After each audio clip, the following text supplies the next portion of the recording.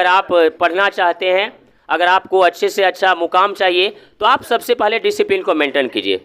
क्योंकि कहा गया है कि impossible is a word, his mind is full, I mean all things is possible when then you will try of the right way in right area then you.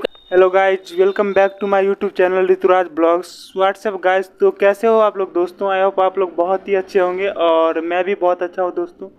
तो दोस्तों आज हम आए हैं एक नए जगह पे घूमने के लिए, जहाँ पे एक सर है जो कि यहाँ पे अपना स्पोकन क्लास चलाते हैं इंग्लिश का और बहुत ही अच्छा मार्गदर्शन करते हैं यहाँ के स्टूडेंट का। तो आइए उन सर से मिलते हैं और उनसे कुछ बात करते हैं दोस्तों। तो आपको स्वागत है सर मेरे यूट्यूब चैनल ऋतुराज ब्लॉग्स में। तो सर दर्शकों को आप अपने बारे में कुछ बताना चाहेंगे? सबसे पहले हम यहाँ के जो भी दर्शक हैं मैं उनको तहे दिल से धन्यवाद देता हूँ, और यहाँ जो भी बच्चे आते हैं उनको, जो भी बच्चे यहाँ उपलब्ध हैं मैं उन्हें भी धन्यवाद देता हूँ, तथा समस्त ग्रामवासियों को, जहाँ तक मेरे संस्था में जहाँ तक के स्टूडेंट्स आते हैं मैं उन सभी को तहे दिल से धन्यवाद देता हूँ। और मेरी ये कोशिश होती है कि वो सारे के सारे बच्चे जो हमारे यहाँ आते हैं या किसी अन्य संस्थानों में भी जाते हैं, वो अपना भविष्य का निर्माण करने के लिए जहाँ पे जाते हैं, जहाँ जिनको जैसा मार्गदर्शन मिलता है उस क्षेत्र में वो प्रोन्नति करें। हमारी शुभकामनाएं उनके साथ है। तो सर आप पटना से बिलोंग करते हैं, तो यहाँ आके पढ़ाने का आपका क्या रीज़न था सर? देखिए सर, सबसे बड़ी बात ये है कि ये ग्रामीण क्षेत्र है और मेरी बहन की बगल में शादी है, एक गांव का नाम है शमसीपुर, वहाँ पे शादी है। तो मैं यहाँ घूमने के उद्देश्य से सबसे पहले आया था, जहाँ मेरे जीजा जी मिस्टर अजीत सर जो पहले यहाँ संस्थान चलाते थे, मैं उनके संस्थान में कभी कभी आ जाया करता था जिस समय हमारी बहन की नई नई शादी हुई थी। एक्चुअली मैंने उस समय देखा कि यहाँ के लोगों का अंग्रेजी काफ़ी कमज़ोर है और मुझे शिक्षा से काफ़ी लगाव रही है बचपन से ही। मैं बचपन से ही पढ़ने लिखने में ही ज़्यादा से ज़्यादा समय व्यतीत किया हूँ। तो मैंने देखा कि अगर मैं घर पे भी रहता हूँ और प्रिपरेशन करता हूँ तो उससे ज़्यादा बेटर यही होगा कि मैं ऐसे ग्रामीण क्षेत्रों में आ कर के अपनी बीपीएससी या यूपीएससी की जिस चीज़ की भी मैं तैयारी करता हूँ, तैयारी भी होते रहेगी और यहाँ के बच्चों को मैं अच्छी शिक्षा दे सकता हूँ, अंग्रेजी में उसे अच्छा से अच्छा बना सकता हूँ। चूँकि अंग्रेजी मेरा सबसे फेवरेट विषय भी है और मुझे इससे काफ़ी ज़्यादा लगाव है। तो कोशिश मेरी ये रही कि मैं ऐसे क्षेत्रों में आकर के बच्चों को सही ढंग से A to Z यानी इंग्लिश जो स्टार्टिंग पॉइंट है वहाँ से लेकर के एक अच्छे नींव को तैयार करके और उसे सफलता के सीढ़ियों तक पहुँचाऊँ, और मेरी अब तक की कोशिश यही रही और सफल भी रही है। तो सर इतने अच्छे सोच के लिए आपको धन्यवाद देना चाहूँगा। और सर यहाँ पे आप कितने दिनों से पढ़ा रहे हैं? मैं तकरीबन 11 वर्षों से मऊ बाज़ार में, ये जो समस्तीपुर डिस्ट्रिक्ट का विद्यापति प्रखंड में मऊ बाज़ार है, मैं यहाँ रहता हूँ। लेकिन मैं यहाँ से दल सिंह साहब में भी मेरी संस्था चलती है, विद्यापति में भी संस्था चलती है। लेकिन मेरा जो शुभारंभ है, यानी मैं 2011 में जब आया तो मऊ बाज़ार से ही मैंने अपना कैरियर टीचिंग लाइन में स्टार्ट किया और लोगों का दुआ रहा, आशीर्वाद रहा, मैं काफ़ी आगे बढ़ता चला गया और लोगों का दुलार प्यार मुझे इस ढंग से मिलता चला गया जैसे मुझे कभी फील ही नहीं हुआ कि मैं पटना का वासी हूं और मैं मऊ में रहता हूं।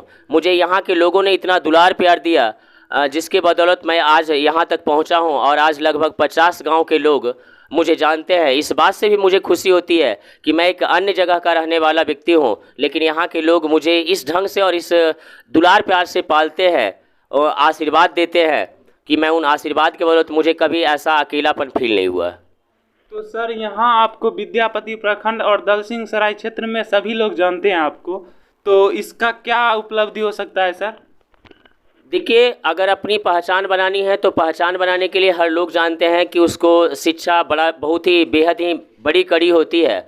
और मैंने इससे पहले ही बतलाया कि शिक्षा मेरा सबसे बड़ा महत्वपूर्ण चीज़ रहा है, जिसके प्रति मैं बचपन से ही सजग रहा हूँ। और ख़ास करके यहाँ भी आकर के मैंने शिक्षण कार्यों में शिक्षा देने का ही कार्य किया है।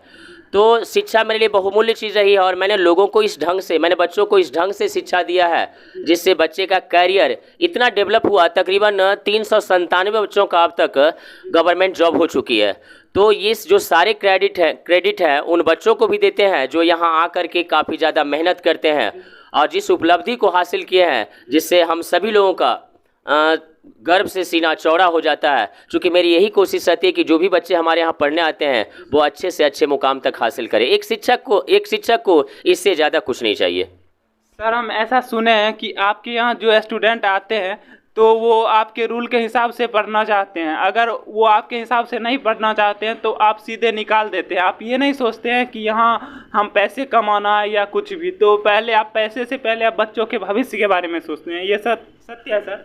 देखिए, यह आपने बेहद ही महत्वपूर्ण बातें कही हैं। वजह यह भी है कि शिक्षा में जो सबसे बड़ी चीज़ होती है वो डिसिप्लिन होती है। जिस बच्चों के अंदर अगर डिसिप्लिन नहीं है, अगर वो मेरी बात या अपने माता पिता की बात नहीं मानता है, तो वो ऊंचे से ऊंचे पद भी उसके लिए बेकार है। क्योंकि शिक्षा एक वैसी चीज़ें हैं जहां आप पूर्ण रूप से अगर डिसिप्लिन है तो निश्चित रूप से बच्चों को सफलता मिलेगी। जहां तक आपकी बात रही कि आपने बतलाया कि अगर जो बच्चे डिसिप्लिन में नहीं रहते हैं उन्हें मैं बिल्कुल बाहर कर देता हूं, इसमें कोई संदेह नहीं है। क्योंकि मैं वैसे बच्चों से काफ़ी दूरी बनाता हूं जो अब हमारे संस्थान के लिए या समाज के लिए खतरा उत्पन्न हो। और हमारे यहाँ आपको मिलेंगे बीएससी एलएलबी तक, एमएससी तक के स्टूडेंट्स मिलते हैं जो रेलवे, एसएससी, बैंकिंग इत्यादि चीज़ों की तैयारी करते हैं। तो अगर वैसे बच्चों में जो अभी सामान्य परिवेश है, अगर वैसे बच्चे जो परिवेश को बिगाड़ना चाहते हैं, अनडिसिप्लिन होते हैं, तो वैसे बच्चों को पढ़ाने या ना पढ़ाने से कोई फ़ायदा नहीं होते। रही बात कि पहले मैं उन बच्चों को भी, जिन बच्चों का बिहेव बुरा भी रहता है, पहले मैं उनको 1-2 बार वार्निंग देता हूं कि नहीं, ये आदतें आपकी बुरी है। अगर आप पढ़ना चाहते हैं, अगर आपको अच्छे से अच्छा मुकाम चाहिए, तो आप सबसे पहले डिसिप्लिन को मेंटेन कीजिए। चूँकि कहा गया है कि impossible is a word his mind is full, I mean all things is possible when then you will try of the right way in right area, then you can achieve anything in life, because whole thing depend on your proper mind. So it is a proper to everyone, because if you obey the rules of discipline then you can success and you can achieve anything in life। तो मेरी ये कोशिश रहती है कि मैं जो बच्चों को पढ़ाता हूँ, चाहे वो शिक्षा ही नहीं, मैं यहाँ बच्चों को एक गार्जियन के तौर पे उसकी देख रेख के साथ साथ में उसको किस पथ पे चलना है, जीवन में उसको क्या हासिल करना है और वो मेरे पास किस उद्देश्य से आया है, उन सारी तथ्यों को लेकर उसको उसी के अनुसार, उसी नियम को अनुकरण करके बच्चों को सही रास्ते यानी सही मार्गदर्शन करके उसको उसके लक्ष्य तक पहुंचाने की मेरी कोशिश होती है। सर तो आप तो ऑल सब्जेक्ट के मास्टर माइंड है सर, फिर आप इंग्लिश पे ही ज़्यादा फोकस क्यों करते हैं सर? चूँकि आपको भी शायद जानकारी होगी, चूँकि आप भी मूल रूप से इसी क्षेत्र के निवासी हैं, समस्तीपुर के ही रहने वाले हैं, तो इस जो क्षेत्र है थोड़ा सा देहाती क्षेत्र पड़ जाता है। जहाँ तक मैट्रिक तक लोग जो पढ़ाई करते हैं, तो अकॉर्डिंग टू बिहार गवर्नमेंट के अनुसार मैट्रिक में लोग इंग्लिश में फेल भी हो जाते हैं, तो इंग्लिश में उन्हें मैट्रिक में उन्हें पास कर दी जाती है। इस वजह से बच्चे 10th तक अंग्रेजी पर ज़्यादा ध्यान देते नहीं हैं। तो और अभी मॉडर्न टाइम है, English is one of the most important language in modern time, because without English we can not success any area of life such as a private sector and government sector. So मेरी एक कोशिश रही कि बच्चे जब यहाँ matric करके यहाँ पे आते हैं, तो मैट्रिक करने के बाद उन्हें इंग्लिश की ABCD से मुझे चलना होता है, क्योंकि बच्चों का यहाँ बेस काफ़ी कमज़ोर रहता है।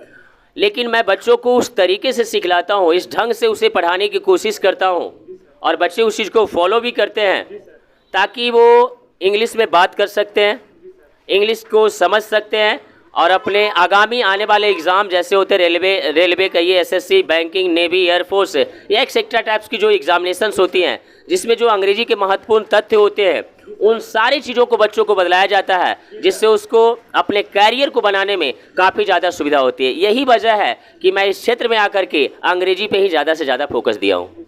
तो सर ये बिहार सरकार जो ये इंग्लिश को अनकम्पल्सरी कर दिया है, इस पर आप क्या कहना चाहेंगे? देखिए, ये गवर्नमेंट का रूल्स है, इसको हम और आप बस डिस्कस कर सकते हैं, परंतु इसका जो अनुसरण है, अनुकरण है, वो बिहार गवर्नमेंट ही करेगी। तो ये जो रूल्स है, ये लालू यादव जिस समय मुख्यमंत्री थे, शायद उसी समय से इस रूल्स को फॉलो किया जा रहा है। लेकिन वर्तमान समय में मेरी बिहार सरकार से भी निवेदन रहेगी कि जब सारे सब्जेक्ट कंपलसरी हैं तो इंग्लिश को भी कंपलसरी कर देना चाहिए, अन्यथा बच्चे का इंग्लिश इतना कमज़ोर हो जाता है और मॉडर्न टाइम में अंग्रेजी का इतना अधिक महत्व है कि जब तक बच्चे कैरियर की ओर बढ़ते हैं उसे फिर से नींव से शुरू करनी पड़ती है, अंग्रेजी पूरा शुरू से करना पड़ता है। तो उसे जीवन में सफलता पाने के लिए काफ़ी ज़्यादा कठिनाइयों का सामना करना पड़ता है।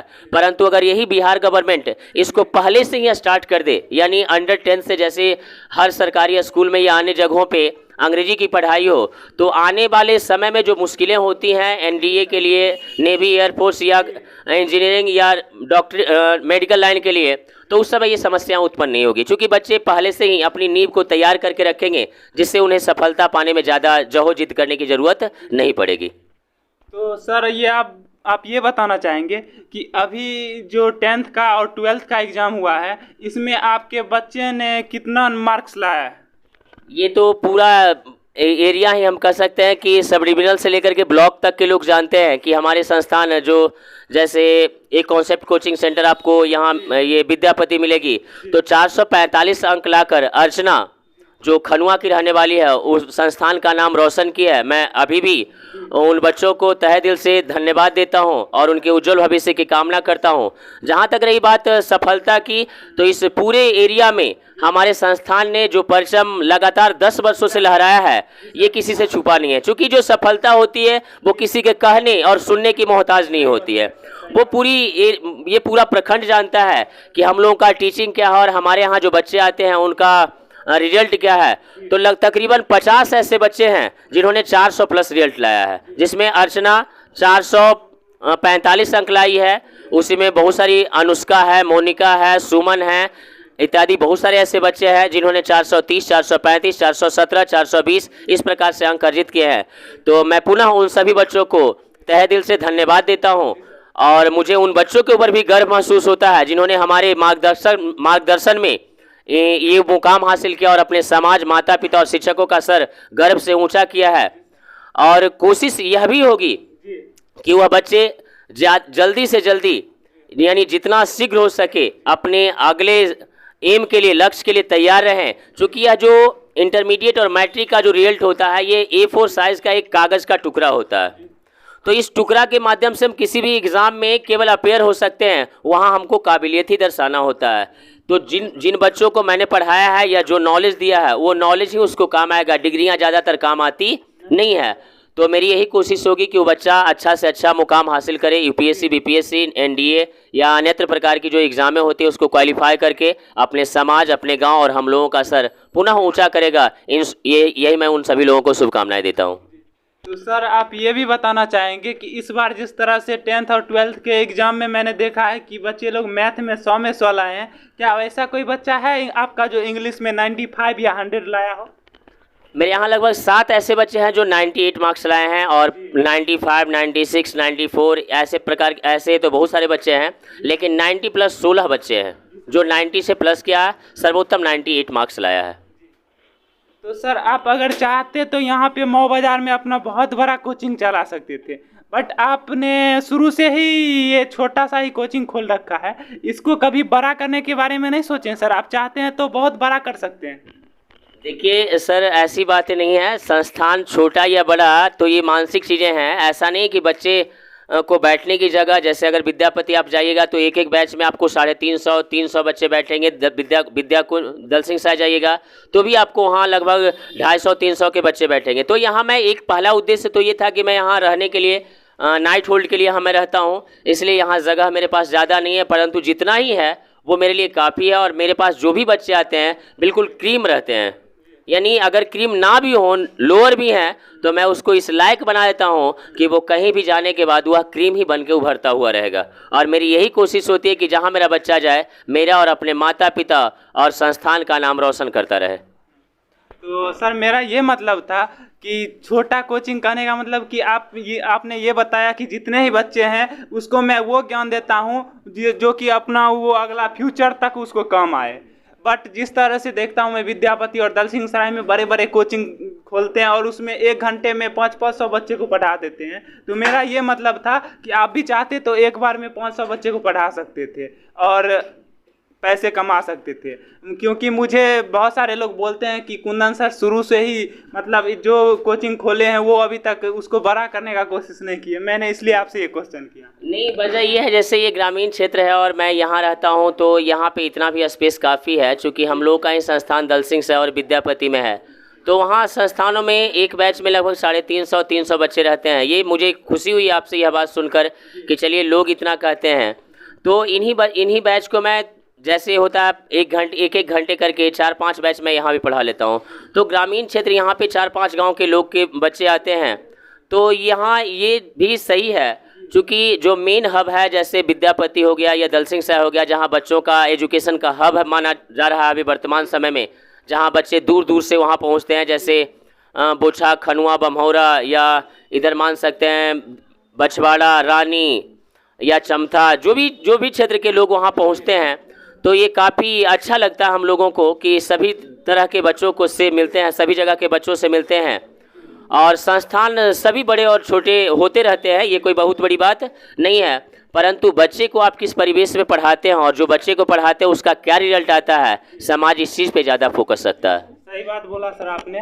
और सर मैं ये कहना चाहूँगा कि मेरा एक भाई था जो कि आपके यहाँ पढ़ा था 12th में, तो वो बता रहा था कि मुझे कुछ लिखने नहीं आता था, फिर भी आप इतना फास्ट लिखते थे कि उसको लिखना पड़ता था, वो चाहे गलती क्यों ना लिखे। तो वो बोलता था कि सर इस तरह से लिखाते थे, डर से लिखते भी थे, लेकिन कल होके उसको मतलब कि 1 महीने बाद उसको लिखने का एक्सपीरियंस हो गया। तो ये किस तरह का मोटिव अपनाया आपने ये पढ़ाने के लिए सर? देखिए, यहाँ के बच्चों को मैं एक बार पुनः बतला दूं कि यहाँ के बच्चे का जो 10th से जो नीचे होते हैं या 10th तक जो होते हैं बच्चे, अंग्रेजी पर ज़्यादा फोकस नहीं करते हैं। एक्चुअली होता क्या है, जब हमारे पास आते तो बहुत सारे ऐसे बच्चे होते हैं जो अंग्रेजी में लिखने में काफ़ी ज़्यादा, लिखने में या पढ़ने में काफ़ी ज़्यादा कमज़ोर होते हैं। तो उन बच्चों को उस प्रोसेस में लाने के लिए अपना एक तरीका है, जिस तरीके से मैं बच्चों को कभी डांटता भी हूँ, कभी दुलार प्यार भी देता हूँ, क्योंकि एक शिक्षक के अंदर दोनों ही गुण होना बहुत अत्यंत ज़रूरी है। तो बच्चे जिस रूल्स को फॉलो करते हैं, यानी अगर प्यार से समझते हैं तो उन्हें प्यार से मैं समझा देता हूँ, लेकिन कुछ बच्चे ऐसे होते हैं कि जा कर के घर पे मेहनत नहीं करते हैं, तो उसके लिए पनिशमेंट की भी सुविधा रहती है। पनिशमेंट के लिए डंडा या थॉट या फिस्ट, हर चीज़ों का प्रयोग किया जाता है, जिसके बदौलत भी बच्चे अच्छे खासे मेहनत करते हैं। और उसी का नतीजा है कि जो बच्चे पहला दिन लिख भी नहीं पाते हैं, वो महीने के अंदर ही लिखना क्या बनाना भी सीख जाते हैं। तो सर आपने अपने कोचिंग का नाम ब्रिटिश लैंग्वेज स्पोकन सेंटर रखा है सर, तो ये ब्रिटिश नाम रखने का क्या कारण था सर? क्या आप विदेश से पढ़ाई करके आए थे? नहीं, मैं ऋतुराज भैया, मैं एक बात आपको बतला दूं कि जो हमारे ही नहीं बल्कि लगभग विश्व में जो फेमस भाषाएं हैं अंग्रेजी की, वो इंग्लिश ही है। इसलिए लोग कहते हैं कि English is an international language which is spoken all over the world. तो अंग्रेजी हम लोगों के यहाँ जो भारत में चलती है, वो ब्रिटिश गवर्नमेंट ने शासन किया, उसका भी प्रकोप हमारे देश के ऊपर है।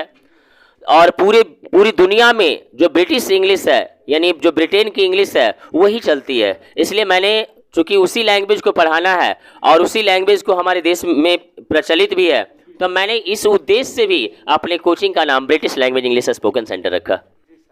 और सर मैंने आपका प्रचार देखा था मलकल्लीपुर में, क्या वहाँ भी आपका कोचिंग खोलने का प्लान है सर? वहाँ पे भी बहुत सारी चर्चाएं चल रही थी। नहीं, देखिए, मलकल्लीपुर हो गया या अन्य क्षेत्र के बच्चे हो गया, जैसे मैं गरसी सही जाता हूँ, मलकल्लीपुर हो गया, दमदमा हो गया, मनियारपुर हो गया, या आपको दलसिंह सराय तरफ डैनी चौक हो गया, पगरा हो गया। तो इस सारे क्षेत्रों के जो बच्चे जाते हैं, तो कभी कभी होता है कि एडवर्टाइजमेंट के लिए कभी जो बोर्ड वगैरह बनते हैं, तो बच्चे की कोशिश होती है कि सर मेरे तरफ भी एक बोर्ड रहना चाहिए। इस उद्देश्य से मैंने दिया। ऐसा कोई उद्देश्य मेरा नहीं है कि मैं मलकल्लीपुर में कोचिंग क्लास खोलूँ। तो सर आप बच्चों को कितना देर टाइम देते हैं पढ़ाई के लिए? देखिए, ये बच्चों के ऊपर भी डिपेंड करता है। अगर जूनियर सेक्शन के बच्चे होते हैं, जैसे 10th के होते हैं या 12th के होते हैं, तो मैं उनको 1 घंटा अंग्रेजी देता हूँ। लेकिन अगर वही बच्चे रेलवे, SSC, बैंकिंग अथवा बिहार पुलिस या एक्सेट्रा टाइप्स के अगर फोर्स डिपार्टमेंट में से आते हैं, तो उनको 2.5 से 3 घंटे ही मिलते हैं। लेकिन वह उतना समय तब मिलता है जब उसका एग्ज़ाम काफ़ी नज़दीक होता है, अन्यथा 1 से 2 घंटे से ज़्यादा मैं किसी बच्चे को समय नहीं देता हूँ। उतना ही देर उस बच्चों के लिए काफ़ी होता है। तो सर आप साप्ताहिक टेस्ट भी लेते हैं बच्चों का?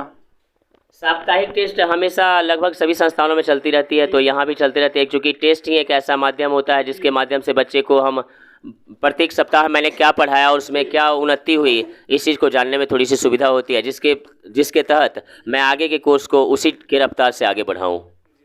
तो सर आपका ये सुन के बहुत अच्छा लगा कि आप छोटे से लेके और बड़े तक के या तो कमज़ोर हो या वो काफ़ी हाई लेवल के हो, आप सभी को एक समान नज़रिए से देखते हैं और पढ़ाई का सही मतलब क्या होता है वो सिखाते हैं। तो इसके लिए मैं आपका बहुत बहुत धन्यवाद करूंगा सर। और सर आप पटना से आके और यहाँ पे गांव में हम लोगों के लिए इतना सोचा, बहुत बहुत धन्यवाद इसके लिए भी सर, क्योंकि आज के लोग सिर्फ अपने से मतलब रखते हैं, लेकिन आपने अपनों के साथ साथ पहले बच्चों का भविष्य के बारे में सोचा सर। तो इसके लिए आपका बहुत बहुत धन्यवाद सर। चलिए, आपका बहुत बहुत स्वागत है हमारे संस्थान में। जी सर। तो दोस्तों आप लोगों से रिक्वेस्ट है कि एक बार यहाँ पे आके ज़रूर पढ़िए, क्योंकि दोस्तों यहाँ पे पढ़ाई का बहुत ही अच्छा सुविधा है और यहाँ पे पढ़ाई का वो सुविधा है जहाँ जो कि आपको कहीं और शायद नहीं मिलेगा देखने को दोस्तों। तो एक बार आप लोग यहाँ पे ज़रूर आइए और दोस्तों उसके बाद आप लोग पढ़ने के बाद फिर अगले ब्लॉग में मिलेंगे और आपसे बात करते हैं दोस्तों। तो धन्यवाद दोस्तों।